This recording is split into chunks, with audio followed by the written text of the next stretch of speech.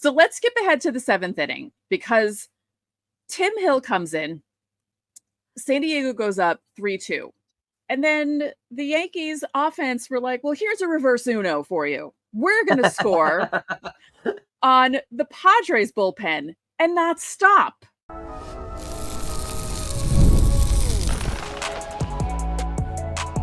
You are Locked On Yankees, your daily New York Yankees podcast.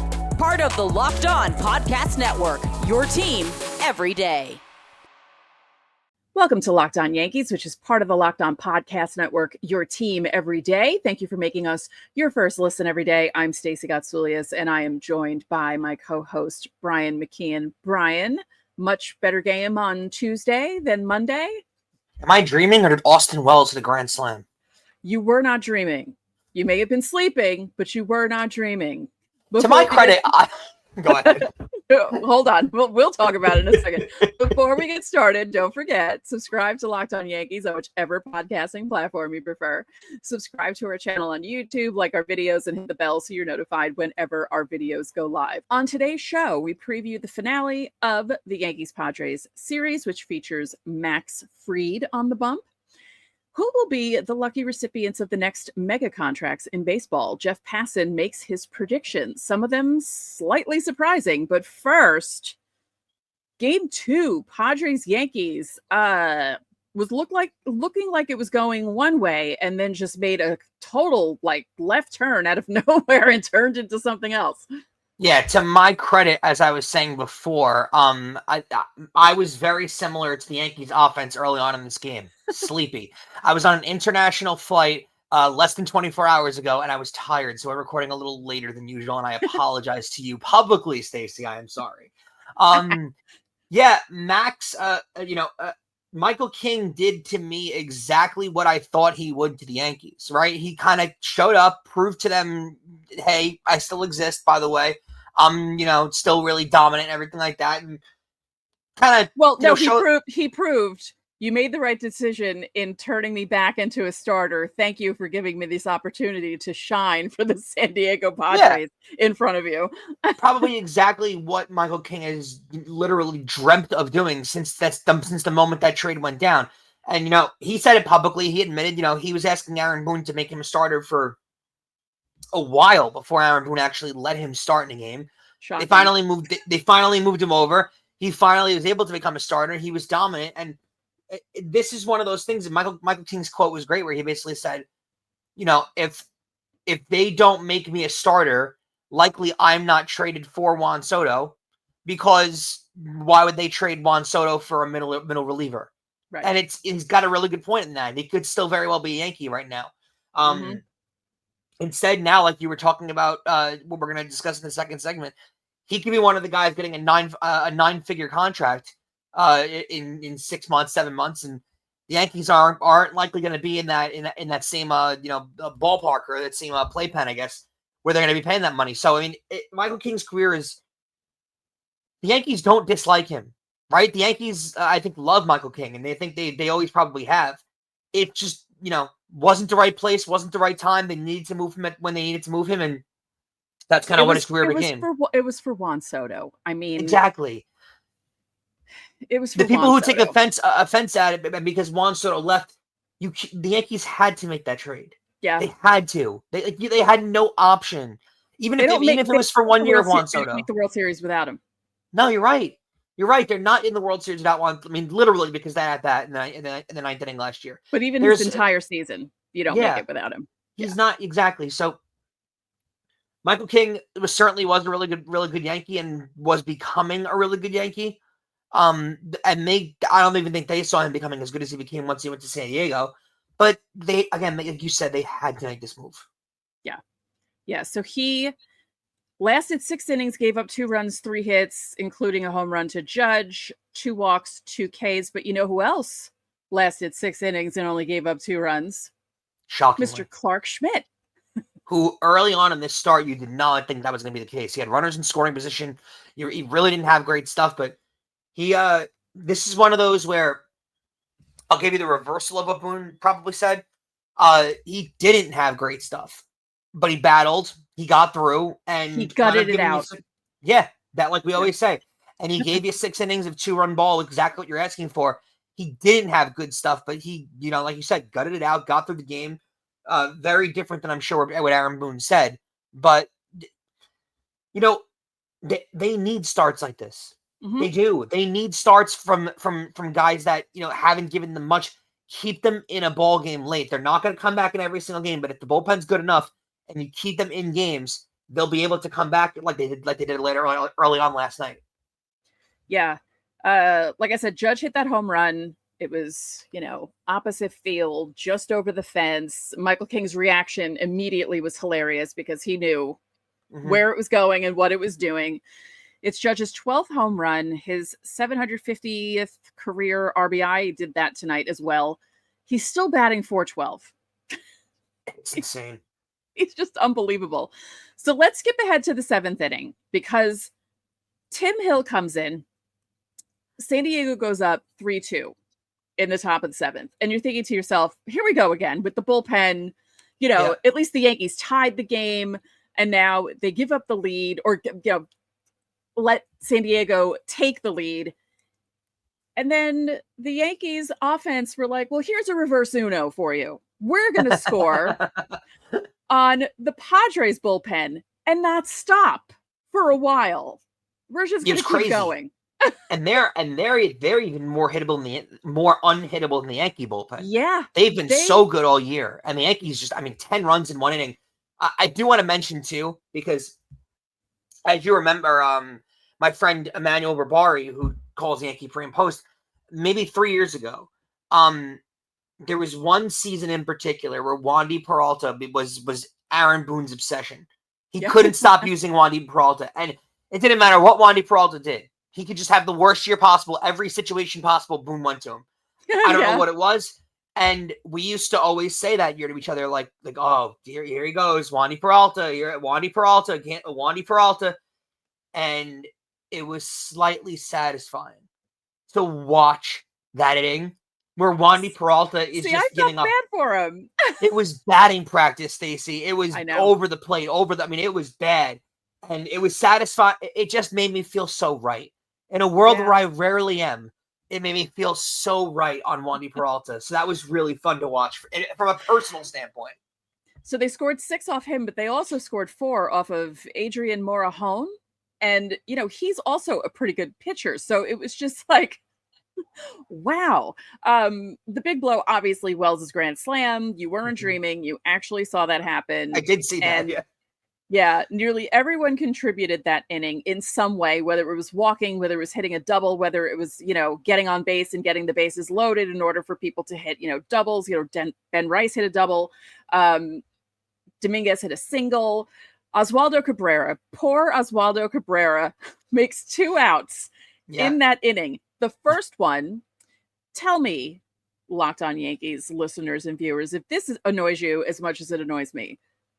One of my biggest pet peeves in baseball is a bunt attempt that is a pop-up out. It drives me absolutely up the wall. Someone like Oswaldo Cabrera should be able to bunt. It drives me crazy when guys like him are not. And when that happened, I was like, oh, are you kidding me? And then, of course, the inning went on and was okay. But just let me know below what you think of the pop-out. Bat head down, up in the zone, let it go. Like, it's very simple bunt rules. Like, I don't understand, but you see it a lot. Yeah, Volpe contributed. Like, even throughout the box score, when you see Volpe, Wells, Rice, Dominguez, 2 those hits, are the names you want to see. All of them, right? The first base is clearing one, by the way. Another Ben Rice again, just hit the bleep out of the ball. Every time he makes contact, he gets all of the ball. It's crazy. Yeah, because I was getting a little worried about him because, they took him out of that one game. He had a good game. Then he had a couple of games where he wasn't really hitting again. And then he seems to have gotten back on track on Tuesday night. So the Yankees ended up being 6 for 12 with runners in scoring position, thanks to that inning. Yeah, which is always tremendous. Good. So like I said, Tim Hill put the Padres up 3-2 in the 7th. Then Cruz came in, shut things down. Matzik also did. And then Yerry De Los Santos, who came up because Carlos Carrasco was DFA'd earlier on Tuesday, closed out the game. for the Yankees. Yeah, gets to come in. Get the we'll close the game out, not a save, obviously. Right. Yeah, they that's some other clerical news too. They DFA'd Carrasco. I don't necessarily think that means the Carrasco experiment is over. I know that was said earlier on in the day. He has to clear waivers first, and then the Yankees, and then he returns to the Yankees. They have the right to send him to the minor leagues, or he can request his automatic free agency. Which he probably will do, but the odds of someone else picking up are slim. Yeah, They are. So likely the Yankees are just creating a roster spot, and they'll be able to put him back on the roster. But listen, he hasn't pitched well. It's either Slim or the Dodgers because they pick everyone up, and then he'll throw to a 1 ERA. But yeah. he hasn't pitched unbelievably well, so this shouldn't come too much of a surprise to anybody. Yeah, no, it wasn't a shocking move. I just didn't know it happened until a couple of hours later because I'm not on that particular website where the Yankees are still on, and they're not on Blue Sky. So I saw it like probably an hour after it happened. So if anyone from the Yankees is watching this podcast, can someone move over to Blue Sky, please? Because I need to know what's going on. This goes for the beat writers as well. Thank you very much. Don't forget, subscribe to the channel, hit the like button on our videos, hit the notification so you know when our videos go up. You can also join the Locked On Yankees Insiders Club. The link is in the description. You get text from us. You can text us questions, comments, reactions to trades and signings. I did something a little different on Tuesday and asked them how they felt about Michael King against Clark Schmidt, and there were some interesting answers in those texts. So we send out lineups, we send out roster moves, breaking news, so you don't have to check social media. You can have conversations with us as well. There's a 14-day free trial. All right, coming up, predicting who will get the next mega contracts in Major League Baseball next. Are you looking for a snack that's both delicious and nutritious? Well, you can crack into a good source of protein with Wonderful Pistachios. Wonderful Pistachios is one of the highest protein nuts. Each 1 ounce serving has 6 grams of protein, giving you over 10% of your daily value. Plus, they're packed with fiber and better for you unsaturated fats to help keep you feeling fuller for longer. There's a variety of great flavors, including jalapeno lime, dill pickle, chili roasted, and smoky barbecue. As you can also get lightly salted or unsalted if your flavor taste buds aren't quite ready for the bold flavors just yet.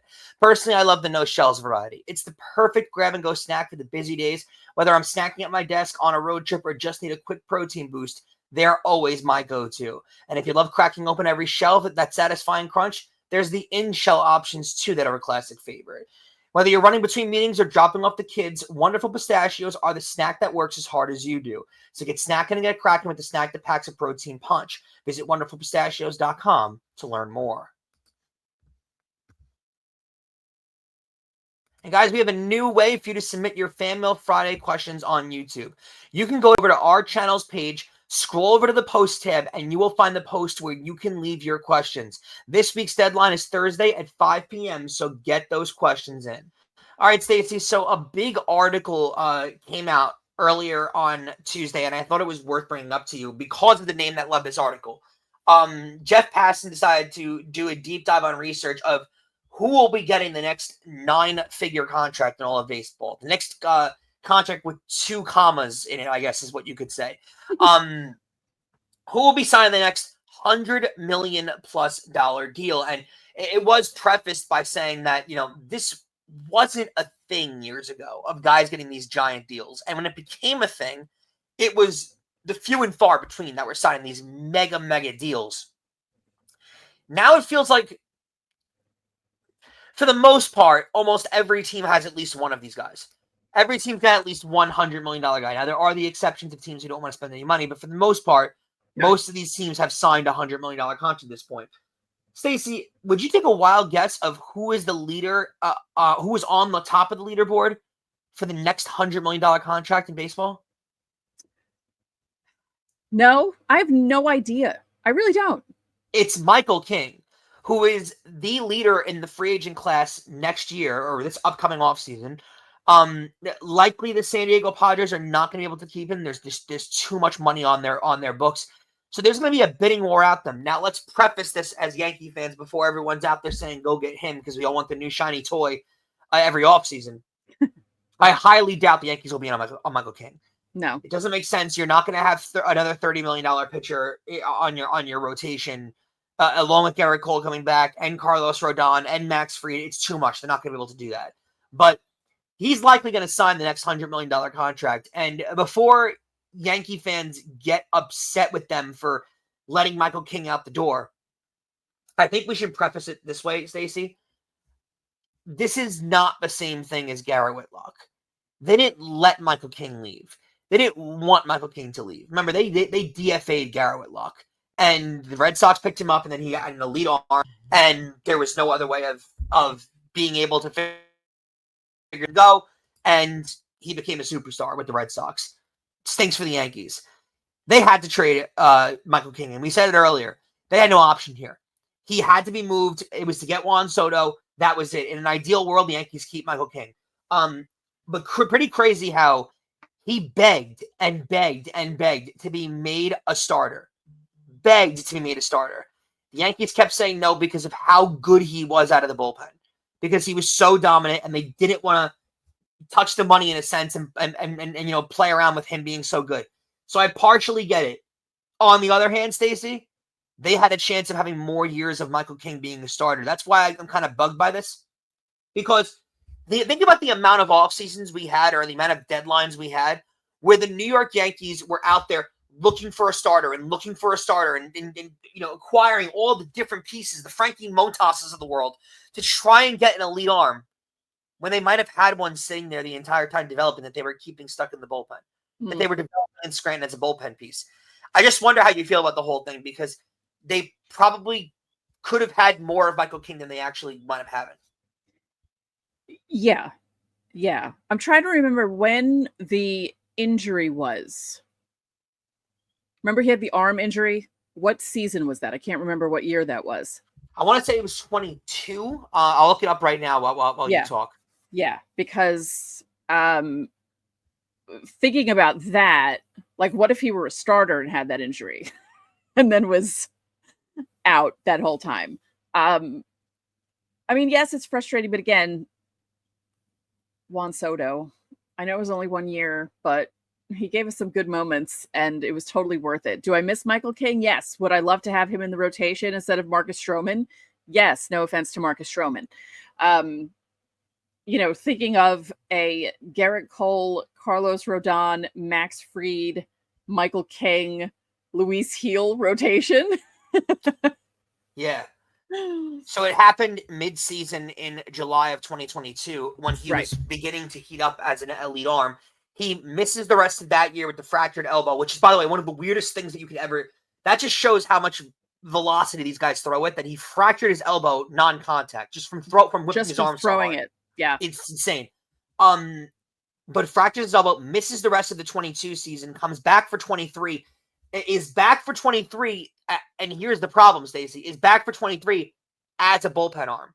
Mm-hmm. They finally move him towards the end of the year to a starter. He finishes the year off with like a 1 ERA out of the bull, and that was the year they had no one in their rotation, by the way. No one was pitching well, and it was basically him and Garrett Cole that were just dominating the rest of the year. And that basically showed the rest of the league that he's an elite arm, and the Padres were like, oh, that Juan Soto guy, you want Michael King for him. Right. Not up working out for the Padres, but could you imagine if he didn't show himself that quick? I mean, they could have still had this Michael King on their roster, and there's no way he's going to wind up on the Yankees at this point. He's going to get a contract from somebody. It's going to be $100 million plus contract. It's just wild that he became what he became. Yeah. Now, there are other predictions from Passan. The article is called MLB's Next $600 Million Star, ? Passan predicts mega contracts. So, interestingly for the Yankees, he predicts 100 million plus contracts, possibly, for the 2026-27 class. Jazz Chisholm could be in the running for that. There's a whole bunch of other people. But the other interesting thing for the Yankees, $100 million contract for the 2028/29 free agency class. Anthony Volpe and Austin Wells are in the contenders list. He predicts specific people, but there are also a list of contenders, and Volpe and Wells are in the contenders list for possible $100 million plus contracts. Now, if you were to say right now, who's the one that has a better shot of the $100 million deal? Wells or Volpe? Oof. Well, if It's a good Wells question. turns into a really good power hitter, then probably him. I would think. I think him too, just because the catcher position is a lot more slim with talent. Yeah. So I think there's more of a bidding war created with Austin Wells than there was with Volpe. Yeah. Now, the thing that surprised me the most, I guess, is he has some predictions for 200, 300, 400, 500, 600. And the 600 surprised me a lot. What about you? I think a lot of these surprised me because I think he's underappreciating some stars in the league. But I completely agree with you. The $600 million deal. I don't agree with this at all. Yeah, for $600 million, Jeff Passan is predicting that Gunnar Henderson will be the next $600 million man. Age is certainly on his side, so I would say that he does have that element working for him, where he's going to be. Some team will have less of a problem giving him a type of 13-year deal or something because of the age. But his power numbers regressed last year. I don't think he's necessarily. I don't want to. He's still a great player. I don't want to say that he's necessarily hit the peak of what he can be at this point yet. Right. Is the way I want to put it. So I don't know if he's in line for that. The weird one to me, Stacey, and hear me out on this one. The possibility for $400 million. The only two guys that he puts in that category, who I think are guys that could probably get more than that, are Tarek Skubal and Paul Skeens. I think with their ages and how young they are, there's potential that they get more than $400 million, especially Paul Skeens. There's going to be a bidding war created for a guy like that, and I could easily see him pushing into the $500 million category. Yeah, I think that's a conservative prediction from him for those two guys. And then Kyle Tucker, who will be a free agent this offseason. I think there will definitely be, especially with Vlad now off the books. I think there's going to be a huge chance that Kyle Tucker gets a massive contract. Yeah, Passan predicts $500 million for him and Ellie De La Cruz when that happens, when he's available. Yeah, very possible. Well, the Reds ain't going to pay him, so. Yeah, I better not say that too loudly. Our boss is a Reds fan, but just saying. Yeah, no offense, Jeff, but no offense. All right, coming up, we'll preview the finale between the Yankees and the Padres, and Max Fried and Dylan Cease next. Get supplies from the site that's made for the skilled trades, SupplyHouse.com. SupplyHouse.com is the reliable way to order plumbing, HVAC, and electrical products online. Their easy-to-use website is packed with helpful resources and the latest product info to help you get the job done right. Shop a complete inventory of over 200,000 parts from over 400 top brands and get your order delivered right to your door with fast shipping from coast to coast. Need help with an order? Get expert support and industry-leading service from the friendliest folks in the business and talk to a real person every single time. The pros in the skilled trades can get a competitive edge by joining SupplyHouse.com's free Trademaster program. Every Trademaster gets access to a dedicated phone line, free shipping, and discounts on every single order. Join the thousands of trade pros already benefiting from their free membership at SupplyHouse.com/TM. That's for Trademaster. And you can order plumbing, HVAC, and electrical supplies from anywhere with just a few clicks at SupplyHouse.com.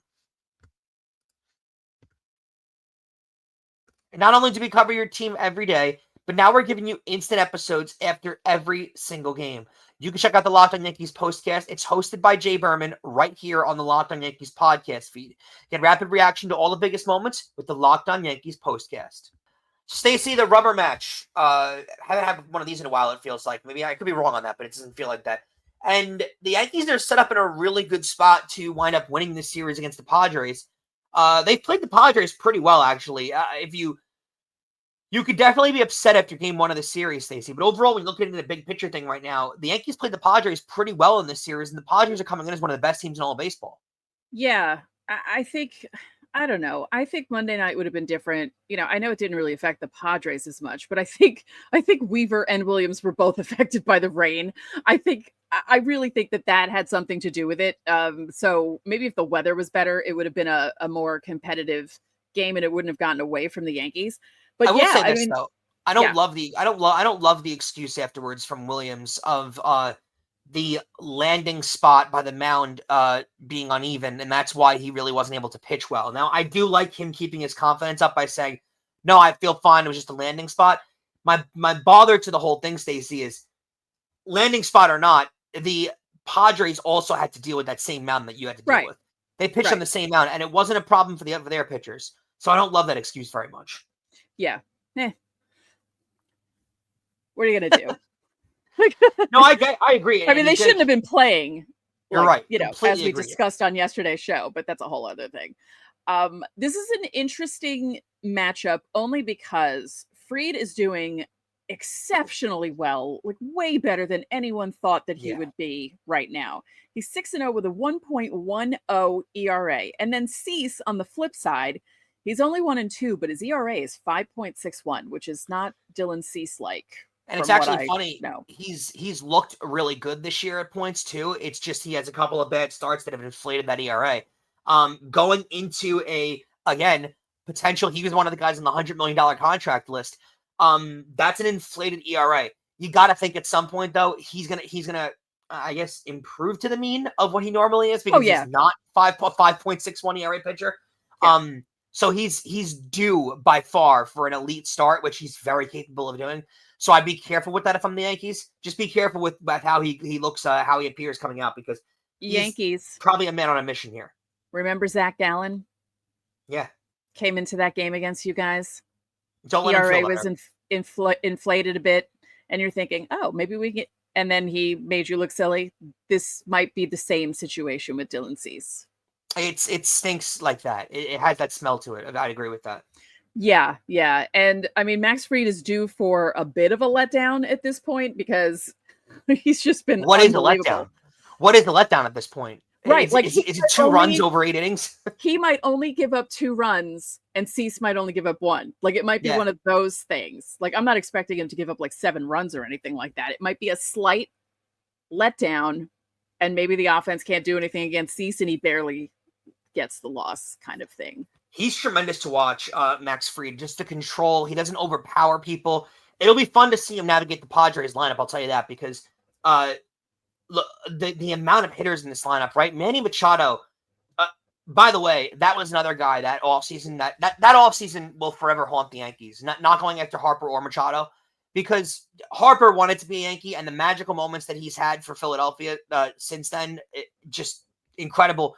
Plus, the deal he signed, again, as I've mentioned a million times, Bryce Harper makes $27 million a year. That has got to be the greatest deal in sports history. It's a total bargain now compared to everyone else. Exactly. But another huge bargain that was signed that offseason, it was for less years, so the AAV wasn't the same.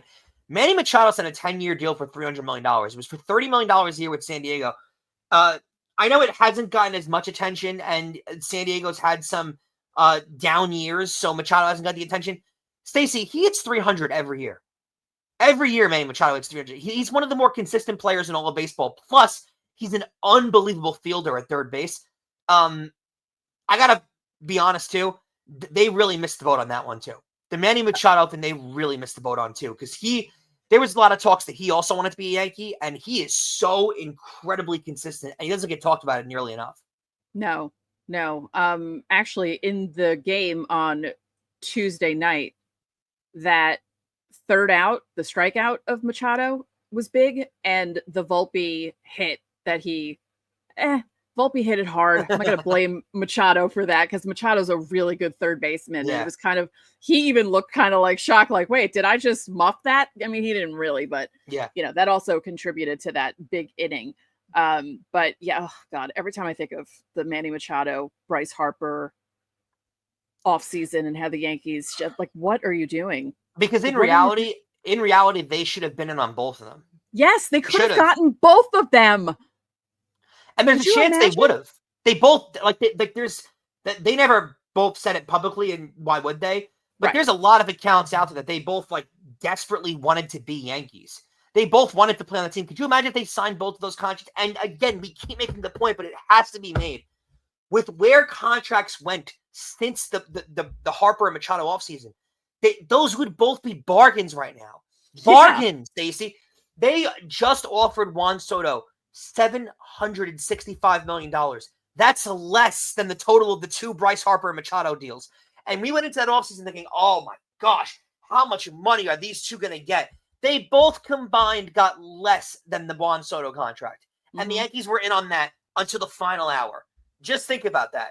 Juan Soto left them at the altar. They could have married both of them. What a weird analogy that is. Not a dream of mine, but we're still. We're not in Utah, Brian. I know, exactly. What a weird analogy. I don't know where that one came from. But it's the truth. They could have had both of them. They could have had and they needed both of them, by the way, at both positions they needed to fill.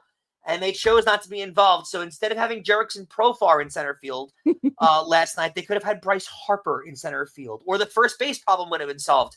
And the third base problem that, by the way, Stacey, still has not been solved since that offseason, could have been solved with a 300 hitter over the last 5 seasons. So they really dropped the ball on that offseason. Like, bad dropped the ball. Like Aaron Judge in Game 5. Unfortunately, that will always haunt him. Yeah.